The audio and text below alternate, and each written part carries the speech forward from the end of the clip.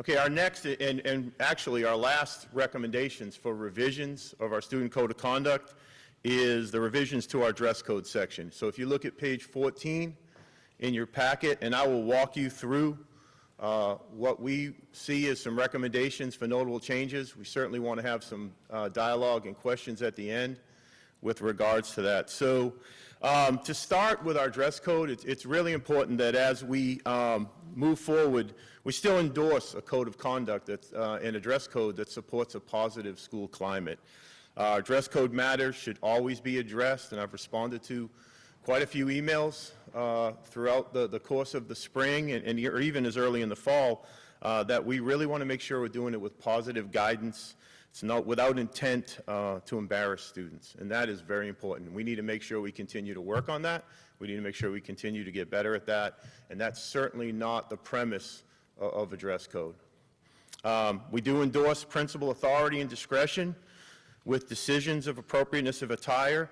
We also endorse principal's authority to modify the dress code for special events and occasions that occur at their schools. So we certainly want that to encourage that.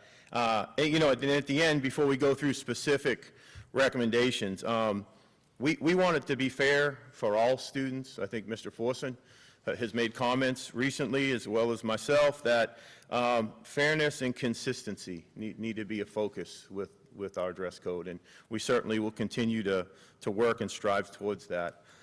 So our first piece, if you look at the first bullet under all students, we have recommended adding statute 1006.07, and what that does is it puts in the state statute regarding students are prohibited from wearing clothing that exposes underwear or that exposes body parts in an indecent or vulgar manner. And what that does is it sets an initial standard across the state as that state statute.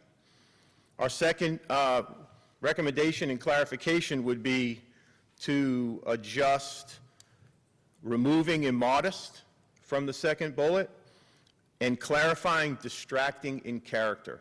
And distracting in character, as you can see in parentheses on your second bullet, distracting in character represents clothing, piercings, and accessories displaying profanity, violence, discriminatory messages, sexually suggestive phrases or advertisement of those phrases, or symbols of alcohol and drugs to tobacco. We don't see those as acceptable at school.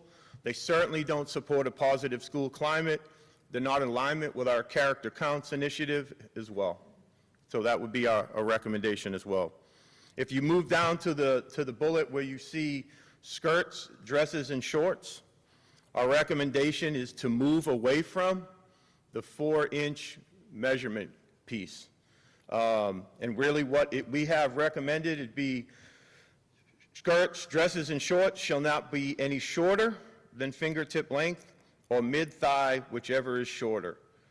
We also believe that gives principals the flexibility to recognize that many of our students have different builds, different stature, and it takes that into account.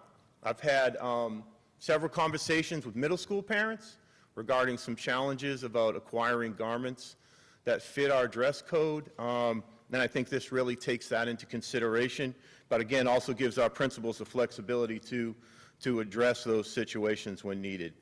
Below that, you'll see our next piece with regards to shirts and tops covering the entire shoulder and be long enough to adequately cover the waistline and not to expose the midriff.